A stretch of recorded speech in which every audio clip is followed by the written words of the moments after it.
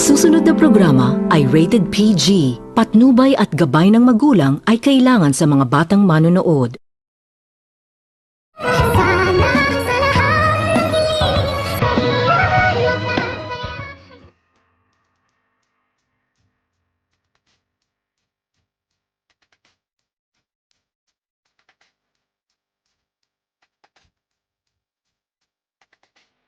Pagkatapos nitong makausap ni Lynette itong si Dr. RJ at nasabi ni Lynette ang katotohanan na kanyang nalalaman na hindi umano nito totoong anak ni Giselle itong si Justin at nag-alala umano itong si Lynette at naisipan umano nito ni Lynette na kausapin itong si Dr. Carlos dahil ayaw umano nito ni Lynette na siya umano ang magsasabi kay Giselle, baka hindi umano nito matanggap-tanggap ni Giselle ang katotohanan kung kaya't hindi naman din ito makapaniwala itong si Dr. Tanyag sa mga sinasabi ni Lynette sa kanya at pagkatapos nitong mag-usap itong dalawa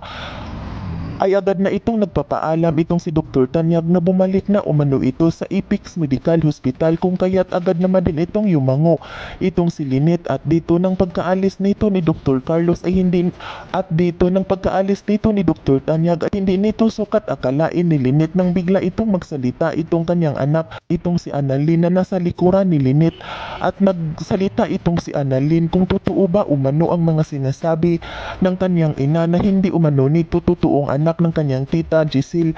si Justin kung kaya't napanganga itong si Lynette habang tinitingnan nito ni Lynette ang kanyang anak at nanlaki ang kanyang mga mata at hindi nito sukat akalain ni Lynette na bukod umano kay RG ay nalaman pa umano ng kanyang anak ang katotohanan kung kaya't hindi ito nakapagsalita agad itong si Lynette at maya-maya pa ay agad naman din itong tinanong ni Annalyn ang kanyang ina kung totoo ba umano lahat ang mga sinasabi ng kanyang ina na hindi umano nito totoong anak ng kanyang tita itong si Justin. At dito, yuko lamang itong si Lynette at maya-maya pa ay agad itong yumango kung kaya't agad naman din itong nagsalita itong si Annalyn kung paano umano ito nangyayari na hindi umano nito totoong anak ng kanyang tita Giselle itong si Justin na mayroon naman umano itong ipinakita itong si Justin na DNA sample na nagpapatunay na magkamatch silang dalawa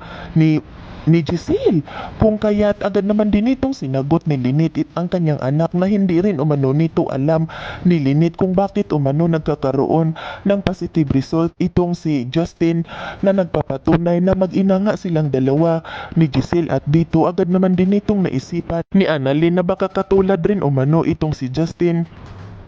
kay Zoe at kay Moira na isa rin umano itong manluluko. Iluluko lamang umano nila ang kanyang tita Giselle. Yan ay ating aabangan sa susunod pa na pangyayari sa kaganapang ito ng abot kamay na pangarap. Huwag mong kalimutang isubscribe at i-hit ang notification bell ng aking channel.